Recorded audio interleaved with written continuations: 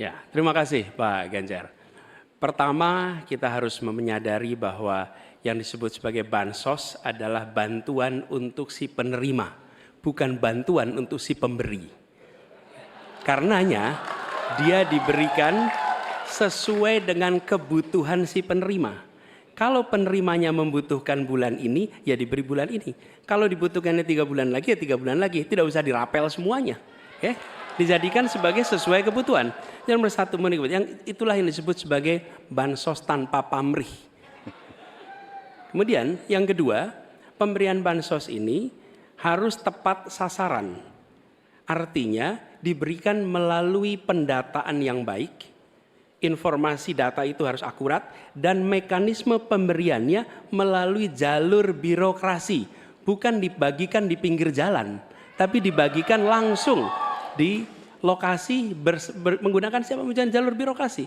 Kemudian yang ketiga, yang tidak kalah penting, ketika kita berbicara tentang bansos ini, harus bansos itu bisa dipastikan mereka yang miskin, prasejahtera itu termasuk di dalamnya. Jangan sampai mereka terlewatkan. Karena itu kami menyusun, ini sebagai bagian dari perubahan, adalah bansos plus.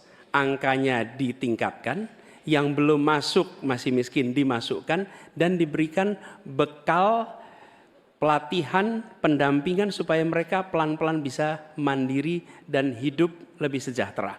Jadi kami melihat ketika sampai kepada bansos, bansos ini adalah atas nama negara. Ketika saya bertugas di Jakarta, semua paket bansos di kerdusnya diberikan label dibiayai APBD DKI Jakarta, bukan dari gubernur, dari uang rakyat lewat APBD DKI Jakarta.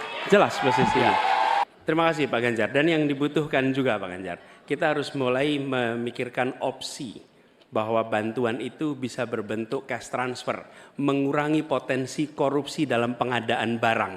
Karena kita tahu pengadaan bantuan sosial itu pada satu sisi memang membantu, sisi lain ini memberikan usaha pada justru usaha-usaha raksasa, karena yang diisikan di situ adalah produk-produk dari perusahaan-perusahaan raksasa. Dan ini yang menurut saya harus koreksi. Bila bantuan itu diberikan langsung dalam bentuk cash, ini salah satu yang perlu kita pertimbangkan. Mereka langsung gunakan sesuai dengan kebutuhannya. Lalu yang soal data.